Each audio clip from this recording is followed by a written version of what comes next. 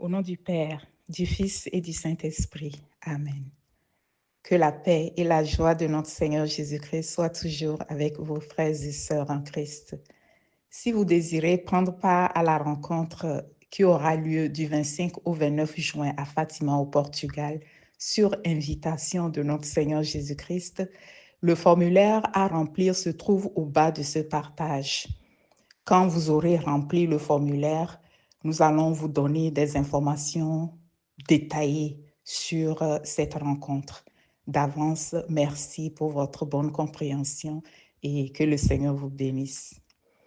Nous poursuivons le partage de la parole de Dieu au travers du livre de l'Exode, chapitre 23, qui dit, et je cite, « Tu ne feras pas circuler des paroles mensongères. Tu n'aideras pas le méchant en donnant un faux témoignage. Tu ne suivras pas la majorité quand elle fait mal. Ton témoignage ne s'écartera pas de la vérité pour dire comme tout le monde, pas même pour aider un pauvre dans son procès. Si le bœuf ou l'âne de ton ennemi s'est égaré et que tu le rencontres, tu le lui ramèneras. Lorsque tu verras l'âne de celui qui te déteste écrasé par son fardeau, tu ne passeras pas sans t'arrêter, mais tu l'aideras. Tu ne feras pas dévier le droit lorsque tes pauvres auront un procès. Tu te garderas de toute parole mensongère. Tu ne feras pas mourir l'innocent, le juste, car moi, je fais la différence entre le juste et le coupable. Tu n'accepteras pas de pot de vin, car l'argent aveugle ceux qui voyaient clair et fait du tort à la cause du juste. Tu n'opprimeras pas l'étranger, car tu as connu en Égypte la condition d'étranger. Durant 6 années, tu ensemenceras la terre et tu en récolteras les produits. Mais la 7e année, tu ne la cultiveras pas et tu la laisseras se reposer. Les pauvres de ton peuple et les bêtes des champs en mangeront les restes. Tu feras de même pour ta vigne et pour ton olivier.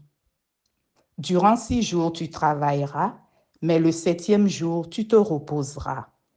Ton bœuf et ton âne se reposeront, et le fils de ta servante, comme l'étranger, pourront souffler. Vous observerez tout ce que je vous ai dit. Vous ne prononcerez pas le nom des autres dieux, on ne les entendra jamais de votre bouche. 3 fois par an, tu feras une fête en mon honneur. Tu observeras la fête des pains sans levain. Pendant 7 jours, tu mangeras des pains sans levain à la date fixée du mois d'Abib, comme je te l'ai ordonné, car c'est en ce mois que tu es sorti d'Égypte. On ne se présentera pas devant moi les mains vides. Puis viendra la fête de la moisson, la fête des premiers produits de ton travail, de tout ce que tu as semé dans les champs.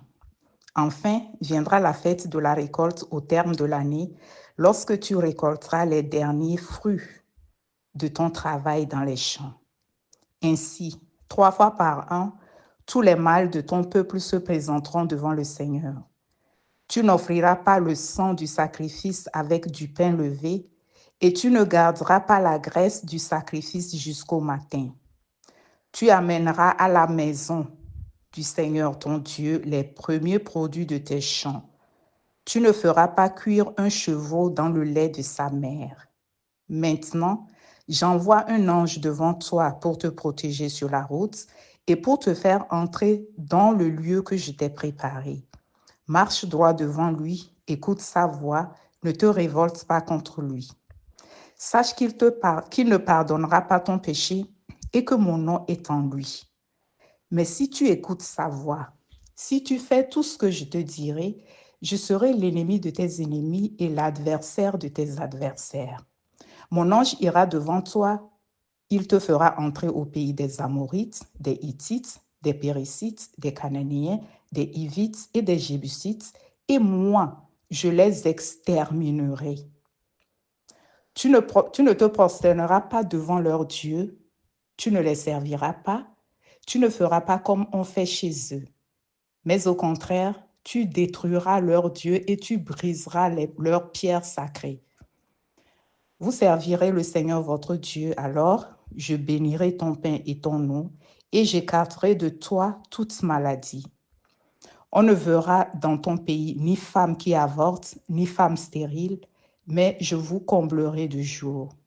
Alors j'enverrai devant toi ma crainte, et j'enverrai la déroute à tous les peuples chez qui tu entreras. Je ferai fuir devant toi tous tes ennemis. J'enverrai les frelons pour qu'ils chassent devant toi les Hivites, les Cananéens et les Hittites.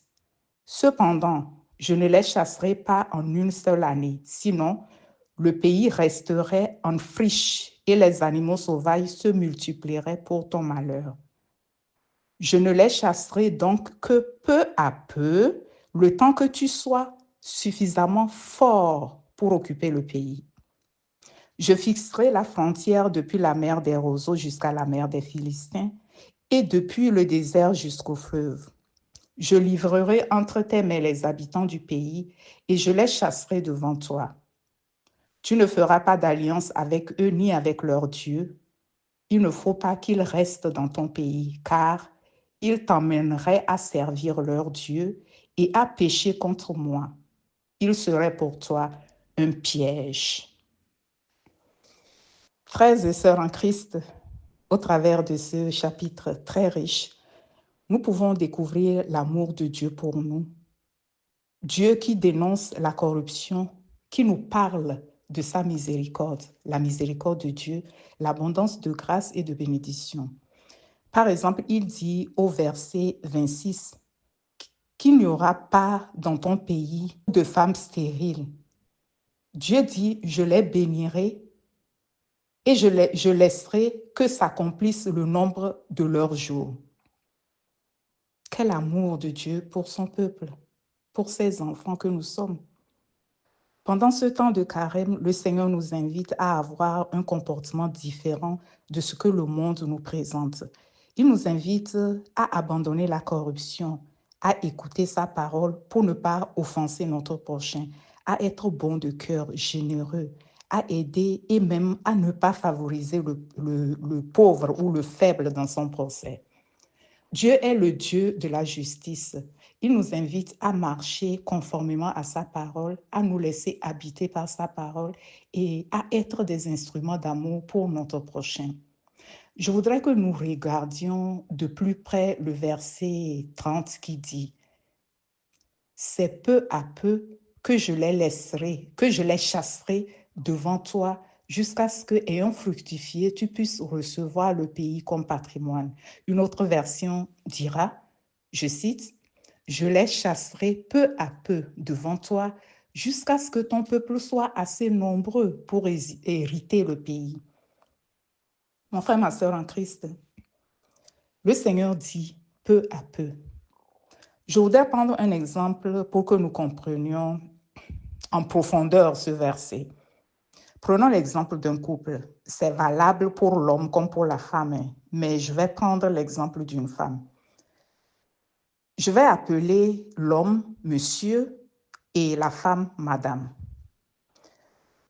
Monsieur et madame sont mariés à l'église depuis de longues années. Monsieur commence par entretenir une relation extra-conjugale avec une de ses amies du lycée qu'il a retrouvée et qu'il avait pourtant présentée à son épouse en lui disant ou bien en lui faisant croire qu'ils n'étaient pas constamment en contact tous les deux et que c'est seulement de temps à autre.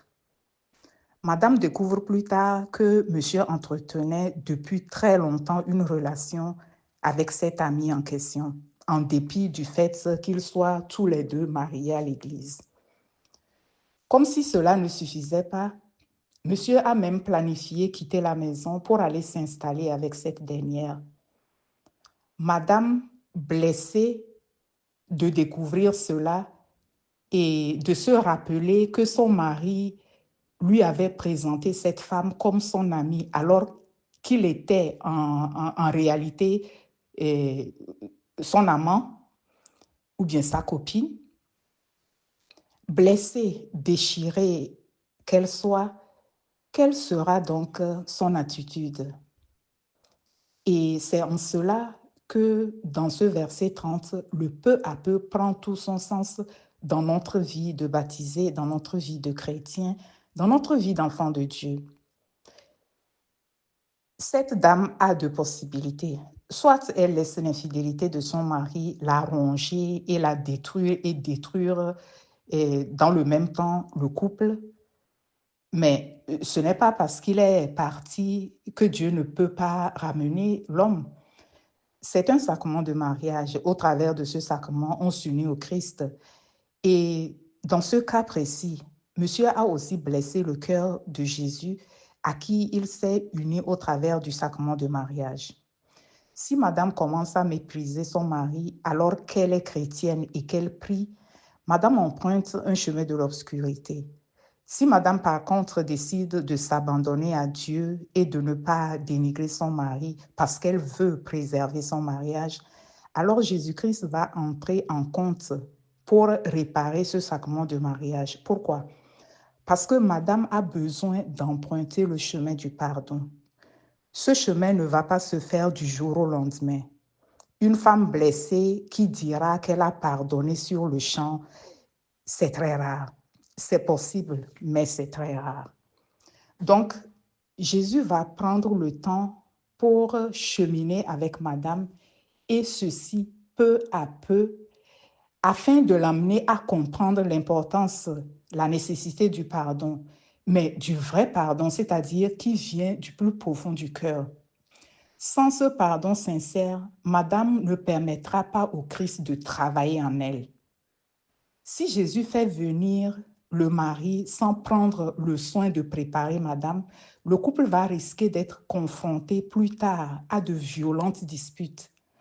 Parce qu'il suffit d'une petite chose et Madame va rappeler Monsieur à l'ordre en lui disant « Moi, j'ai vécu plusieurs années avec toi, je suis restée fidèle, mais toi, tu regardais ailleurs. » Donc, Dieu a besoin d'avancer petit à petit. Parfois, nous sommes malades et nous voulons guérir vite, c'est normal. Mais Dieu ne voit pas les choses comme nous les voyons. Il prend toujours le temps de nous soigner depuis la racine, de nous former, de nous transformer, de nous enseigner sur un point essentiel qui est essentiel pour nous et que Dieu juge aussi important. Dans cet exemple que j'ai pris, Dieu va prendre le temps d'enlever le mal du cœur de Madame. Elle n'a rien fait, bien sûr.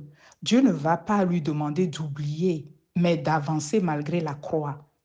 Alors ce cheminement se fera progressivement, à telle enseigne que quand Madame va accorder son pardon à Monsieur, cela permettra à Jésus de se saisir du Monsieur pour lui permettre de revenir dans le foyer sans qu'il puisse être l'objet de rappel de ce qu'il a fait ou de ce qu'il a fait subir à sa femme. Le pardon est le fruit de l'amour. Si cet amour a existé dans le cœur de Madame envers son mari, elle doit pardonner. Ce pardon va libérer non seulement son mari, mais il va la libérer elle-même. En d'autres termes, le pardon sera une libération de Madame dans sa vie, mais aussi une libération sur son chemin de salut. Parce que si Madame s'enferme dans son refus de pardonner, elle s'empêche elle-même un jour, si Dieu la rappelle, d'entrer dans le royaume des cieux. Parce qu'on ne peut pas entrer au paradis avec la haine ou l'amertume dans le cœur, non. C'est pourquoi Dieu prend le temps. Si Dieu prend le temps, c'est qu'il veut nous enseigner sur un point. Ici, il s'agit du pardon. Peut-être dans ton cas, c'est la maladie. Le peu à peu de Dieu, le temps qu'il prend, c'est pour te soigner en profondeur. Mais au travers de ce temps qui semble pour toi long, le Seigneur veut t'enseigner sur la foi. Il dit qu'il va chasser peu à peu les habitants de Canaan, le temps de permettre à son peuple de devenir nombreux. Il dit que s'il les chasse tout de suite, la terre sera désertée. parce que la terre a horreur du vide. Les bêtes sauvages vont tellement se multiplier qu'ils vont devenir un obstacle pour le peuple. Ce qui veut dire que si Dieu chasse sans préparer son peuple, la bénédiction va tourner au cauchemar simplement. Nous pouvons voir que beaucoup de chrétiens sont bénis par Dieu, mais leur bénédiction devient une source de malheur ou une source de malédiction. Alors que la bénédiction de Dieu n'est suivie d'aucun chagrin, nous dit la parole de Dieu.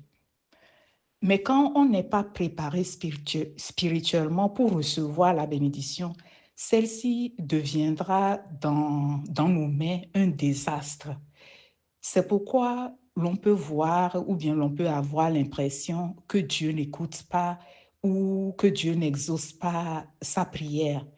Mais Dieu prend le temps de nous préparer d'abord pour éviter que sa bénédiction soit vaine.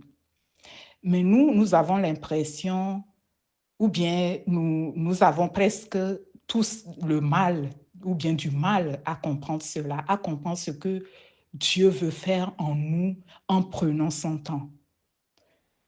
Alors je voudrais, si vous me le permettez, pour confirmer l'importance du pardon, vous parler de mon propre père biologique, mon papa, celui grâce à qui j'ai vu le jour.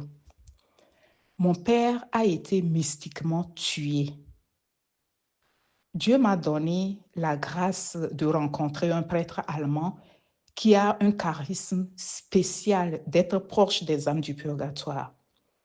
Le Seigneur m'a permis de faire sa connaissance et j'ai beaucoup échangé avec ce dernier. Je faisais célébrer des messes et nous avons commencé à prier ensemble. C'est dans ce contexte que lorsqu'il est entré dans le monde spirituel au travers de son charisme, il a pu découvrir un certain nombre de choses que je voudrais partager avec vous exceptionnellement parce que nous sommes une famille. Mon père n'était pas rentré au paradis parce qu'il a refusé, même mort, de pardonner à ceux qui l'ont tué de façon mystique. Sur le chemin pour aller dans le royaume des cieux, il a été stoppé par son refus de pardonner. Alors, au travers des prières qu'on faisait, le prêtre et moi, vu qu'il avait la capacité de voir dans le monde spirituel, Jésus est venu voir mon père et les deux sont entrés dans une conversation. Jésus a demandé à mon père s'il était prêt à pardonner. Mon père a répondu qu'il ne peut pas leur pardonner parce qu'ils l'ont tué. Et Jésus lui a répondu, c'est vrai, mais moi aussi, ils m'ont tué, mais j'ai pardonné et c'est mon père qui m'a ressuscité. Alors mon père a dit à Jésus, donc, moi aussi, je pardonne pour que toi, Jésus, tu me ressuscites. C'est ainsi que mon père a accepté de pardonner à ceux qui l'ont tué mystiquement. Et c'est en ce moment que Jésus lui a dit, moi aussi, je te pardonne. Tu peux maintenant emprunter le chemin de ta purification pour parvenir dans le royaume des cieux. Nous avons continué à prier le Père et moi. Et aujourd'hui, gloire soit rendue à Dieu. Mon Père est au ciel.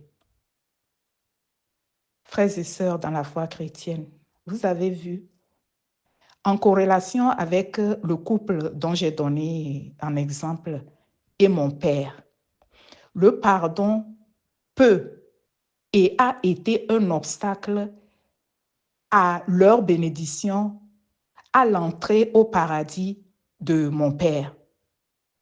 Bon, si madame avait refusé de pardonner, ce non-pardon-là va être l'entrave, va l'empêcher de recevoir sa bénédiction.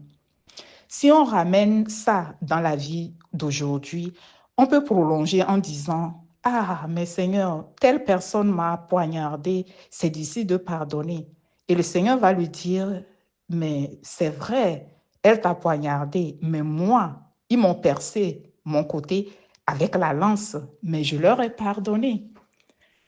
Seigneur, ceux-là m'ont insulté. Et le Seigneur va dire, c'est vrai, ils t'ont insulté. Mais moi aussi, ils m'ont insulté, mais j'ai pardonné. Ah, Seigneur, ils m'ont craché dessus. Le Seigneur dira, oui, ils t'ont craché dessus, mais moi aussi, ils m'ont craché dessus, mais j'ai pardonné. Donc, quels que soient les arguments que nous allons trouver pour refuser de pardonner, Dieu, en la personne de Jésus, va toujours nous rétorquer, mais oui, moi, je l'ai aussi vécu, mais j'ai pardonné. C'est pour cela que nous disons dans le Notre Père, pardonne-nous nos péchés comme nous pardonnons aussi à ceux qui nous ont offensés. Dieu est toujours prêt à nous pardonner, à nous accorder sa miséricorde, à condition que nous aussi, nous soyons source de bénédiction pour les autres. Frères et sœurs en Christ, c'est cet enseignement que j'ai voulu partager avec vous. Dieu prend le temps. Il agit peu à peu, petit à petit, jusqu'à ce que tu sois fort, jusqu'à ce qu'il te rende inébranlable, soit dans la foi, soit sur ton chemin de salut. Il prend le temps. Ça peut nous paraître lent, mais c'est parce qu'il veut nous enseigner quelque chose. Alors, frères et sœurs, nous allons maintenant nous tourner vers la Vierge Marie. Et Notre-Dame de Fatima, elle était au pied de la croix. Elle a assisté à la mort de son fils sans se révolter, sans insulter, mais dans un silence remarquable. Non seulement elle a pardonné au bourreau de son fils, mais elle a aussi prié pour chacun de ses bourreaux. C'est ce qu'elle continue de faire pour nous aujourd'hui, car ce sont nos péchés qui ont cloué le Christ sur la croix. Maman Marie, je voudrais, avant toute demande, te remercier pour mon séjour qui prend fin ici à Paris-le-Monial. Merci pour chacune des grâces que j'ai reçues ici. Merci pour toutes les rencontres, les partages, les amitiés tissées, car ces grâces m'ont été obtenues par toi. Et avec toi, unie à toi, je rends grâce à Dieu le Père, à Jésus-Christ mon Seigneur et mon Sauveur. Et je te prie, maman, d'intercéder pour toutes les communautés qui résident dans cette cité du cœur sacré de ton Fils. Obtiens-nous la grâce de donner et de recevoir le pardon les uns des autres, afin que nous puissions entrer dans notre bénédiction. Mère des douleurs, nous implorons ton intercession pour toutes les personnes qui ont expérimenté ou vécu de dieuses épreuves où le pardon est quasiment impossible pour elles. Viens, Mère, et obtiens-leur de ton Fils la grâce de pardonner. Nous te confions la rencontre à Fatima au Portugal. Maman, obtiens-nous la grâce de nous y rendre, car tu nous attends et d'ores et déjà, nous nous réjouissons de te retrouver. Nous te confions la chaîne La Parole de Dieu, source de bénédiction. Tous les abonnés, toutes leurs souffrances, nous remettons tout cela entre tes mains, toi qui intercèdes et qui ne cesses d'intercéder pour nous. Nous te confions la famille Cœur Sacré de Jésus. Enfin, je voudrais personnellement rendre grâce à Saint Joseph, l'époux fidèle de la Vierge Marie, pour la grâce que j'ai reçue ici à Paris-le-Monial. Merci Saint Joseph, et c'est avec cette prière que je voudrais te rendre grâce. Je vous salue Joseph, vous que la grâce divine a comblé. Le Sauveur a reposé dans vos bras et grandi sous vos yeux. Vous êtes bénie entre tous les hommes, et Jésus, l'enfant divin de votre virginale épouse, est béni. Saint Joseph, donné pour Père au Fils de Dieu, priez pour nous dans nos soucis de famille, de santé et de travail, jusqu'à nos derniers jours, et daignez nous secourir à l'heure de notre mort. Amen. Je vous salue Marie, pleine de grâce, le Seigneur est avec vous. Vous êtes bénie entre toutes les femmes, et Jésus, le fruit de vos entrailles, est béni. Sainte Marie, Mère de Dieu, priez pour nous pauvres pécheurs, maintenant et à l'heure de notre mort. Amen. Je vous salue Marie, pleine de grâce, le Seigneur est avec vous. Vous êtes bénie entre toutes les femmes, et Jésus, le fruit de vos entrailles, est béni. Sainte Marie, Mère de Dieu, priez pour nous, pauvres pécheurs, maintenant et à l'heure de notre mort. Amen. Je vous salue Marie, pleine de grâce, le Seigneur est avec vous. Vous êtes bénie entre toutes les femmes, et Jésus, le fruit de vos entrailles, est béni. Sainte Marie, Mère de Dieu, priez pour nous, pauvres pécheurs, maintenant et à l'heure de notre mort. Amen. Je vous salue Marie, pleine de grâce, le Seigneur est avec vous. Vous êtes bénie entre toutes les femmes, et Jésus, le fruit de vos entrailles, est béni. Sainte Marie, Mère de Dieu, priez pour nous pauvres pécheurs, maintenant et à l'heure de notre mort. Amen. Je vous salue Marie, pleine de grâce, le Seigneur est avec vous. Vous êtes bénie entre toutes les femmes, et Jésus, le fruit de vos entrailles, est béni. Sainte Marie, Mère de Dieu, priez pour nous pauvres pécheurs, maintenant et à l'heure de notre mort. Amen. Gegrüßet seist du, Maria, voll der Gnade, der Herr ist mit dir. Du bist gebenedeit unter den Frauen und gebenedeit ist die Frucht deines Leibes, Jesus. Heilige Maria, Mutter Gottes, bitte für uns Sünder, jetzt und in der Stunde unseres Todes. Amen. Gegrüßet seist du, Maria, voll der Gnade, der Herr ist mit dir. Du bist gebenedeit unter den Frauen und gebenedeit ist die Frucht deines Leibes, Jesus. Heilige Maria, Mutter Gottes, bitte für uns Sünder, jetzt und in der Stunde unseres Todes. Amen. Gegrüßet seist du, Maria, voll der Gnade, der Herr ist mit dir. Du bist gebenedeit unter den Frauen und gebenedeit ist die Frucht deines Leibes, Jesus. Heilige Maria, Mutter Gottes, bitte für uns Sünder, jetzt und in der Stunde unseres Todes. Amen.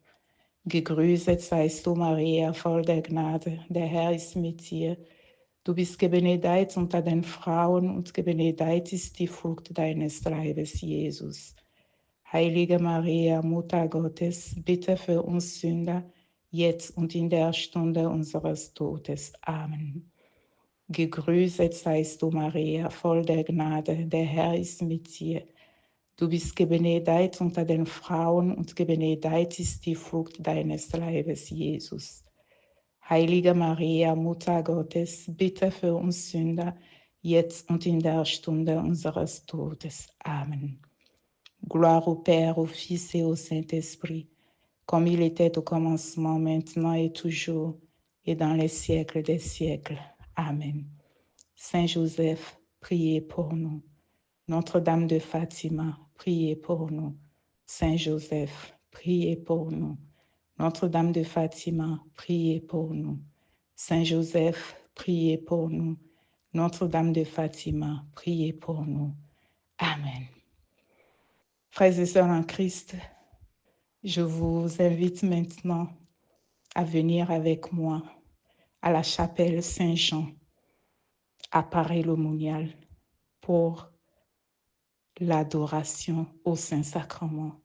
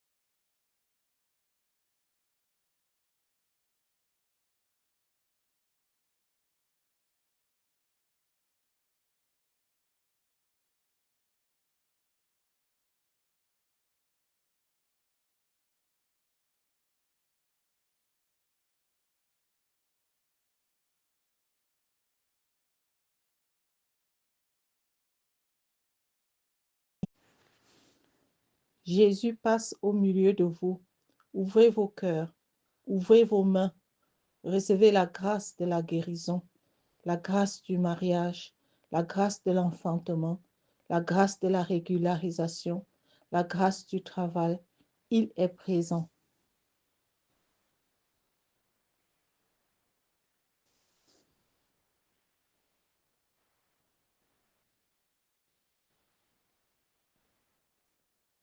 Le Seigneur nous demande d'être attentifs et de disposer nos cœurs. Il va visiter plusieurs personnes. Il va faire du bien.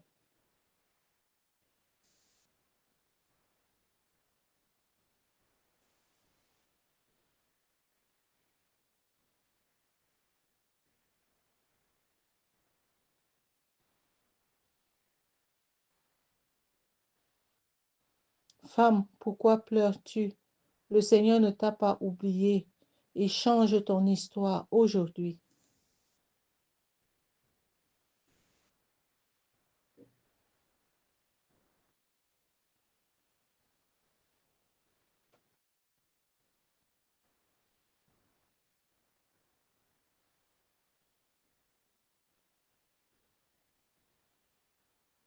Tu attends une promotion à ton boulot.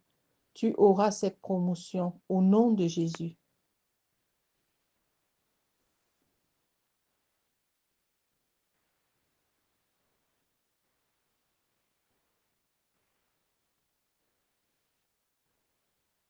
Le Seigneur te dit que la voix qu'il t'a donnée, mets-la à son service et arrête de murmurer, arrête de te plaindre.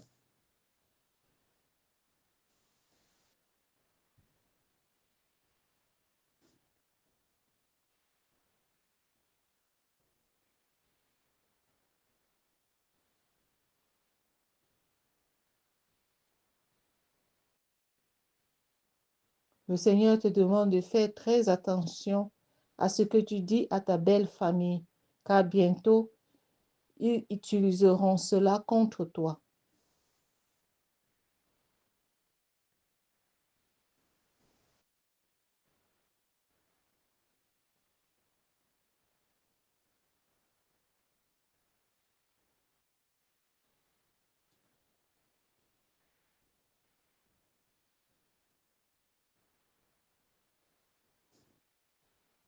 Le Seigneur nous demande de ne pas faiblir dans la foi à cause des difficultés, car il est là quand tout va bien. Même quand tout va mal, il est toujours là. Faisons-lui confiance.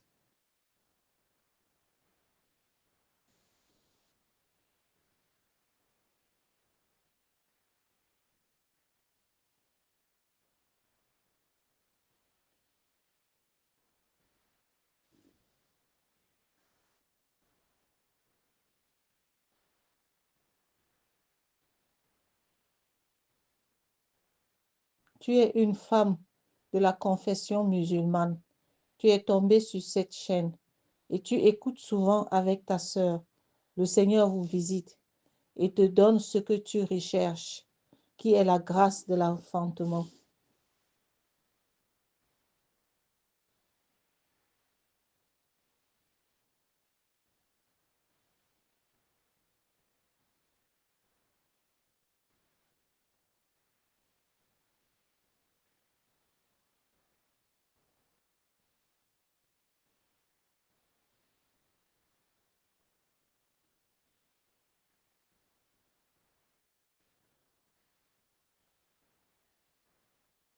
Tu as deux enfants qui ne parlent pas. Tu es vraiment inquiète. Le Seigneur te demande, pendant 7 jours au coucher, tu leur donnes de l'eau bénite, mélangée à du miel pour boire, et utilise l'eau bénite, simple sans le miel, pour appliquer sur les oreilles. Au 7e jour, contacte mon serviteur Ange Marie de Dieu. Il priera pour eux. Et je lui ai donné le pouvoir.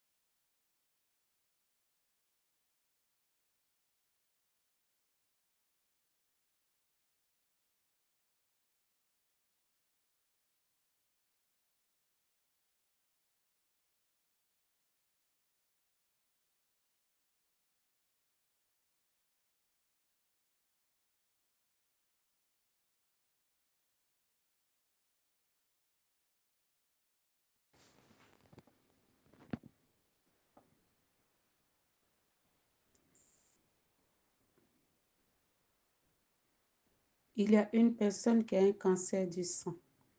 Le Seigneur te dit, mon enfant, aujourd'hui je remplace ton sang par mon sang. Reçois la guérison au nom de Jésus.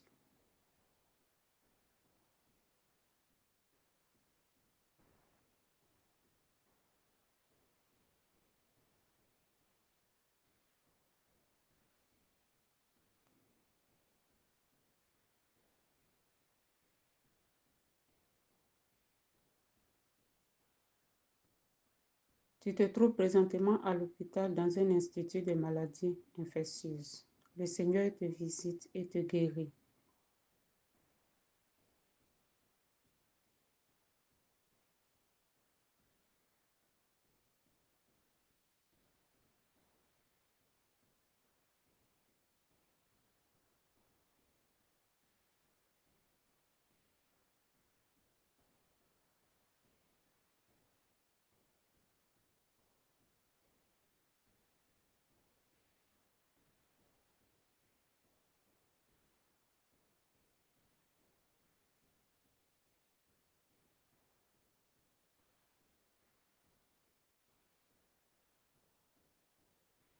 Le Seigneur visite plusieurs femmes atteintes de la ménopause précoce.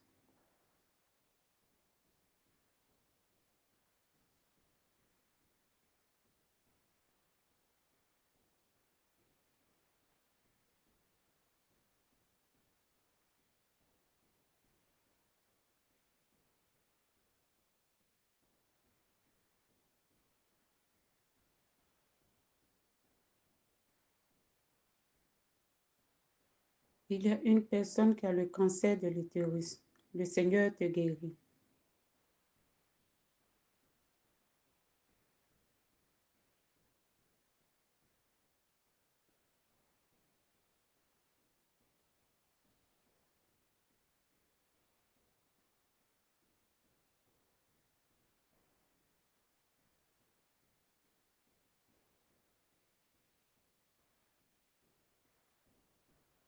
Il y a une femme. Ta fille souffre tellement de douleur que tu t'es dit, si je pouvais porter cette souffrance à la place de ma fille, le Seigneur l'a guérie.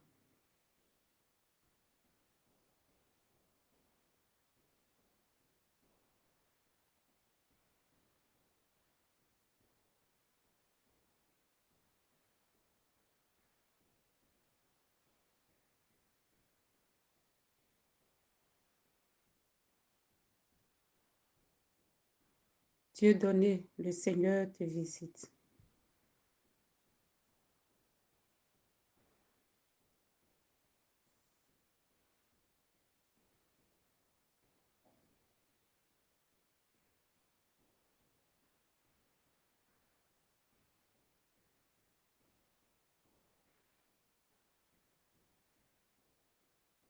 Tu as été abandonné à ta naissance et tu souffres de cette absence. Le Seigneur te dit qu'il est ton Père, qu'il ne t'abandonnera jamais.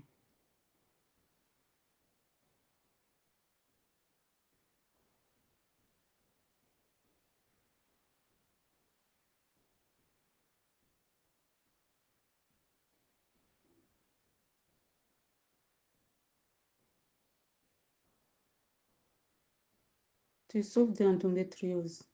Les médecins disent que tu ne peux pas avoir d'enfant. Le Seigneur te guérit et te donne la grâce de l'enfantement.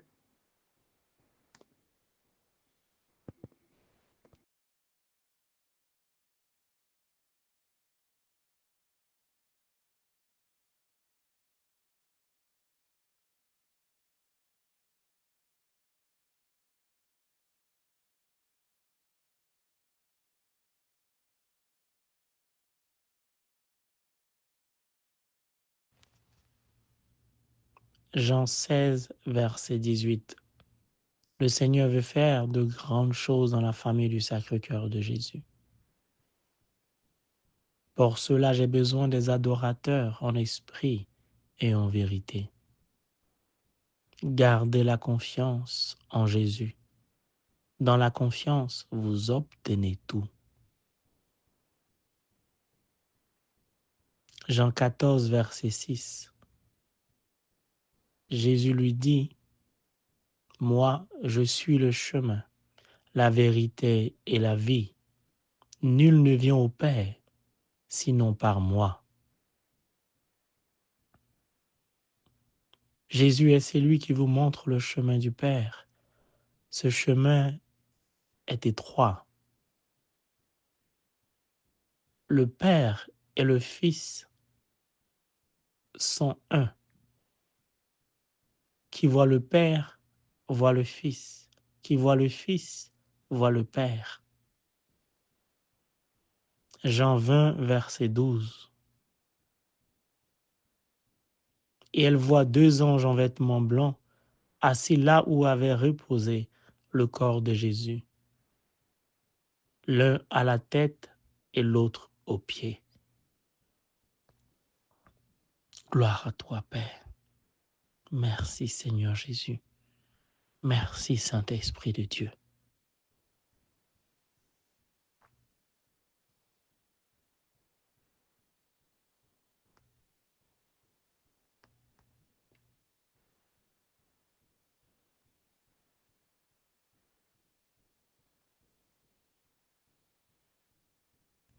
Il y a une personne, tu t'es dit ce matin, il faut que le Seigneur me visite aussi, qu'il me dise quelque chose.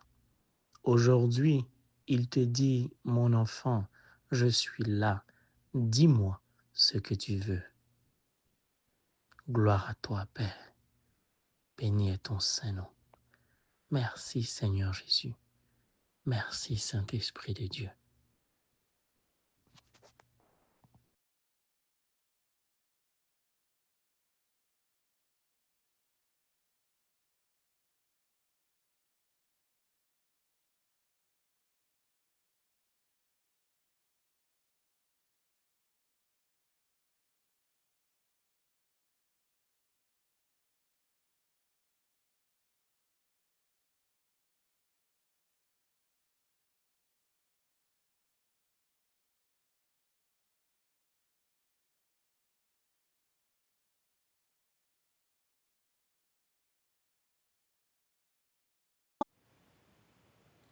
Tantum ergo sacramentum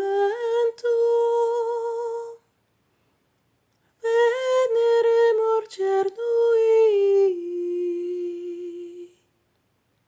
et antiquum documentum novo celadri tui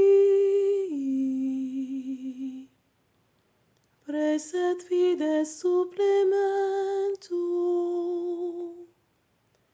sensum defectui genitori genitoque laus et jubilatio salus honor virtus quoque sit et benedictio procedentia putroque comparsit laudatio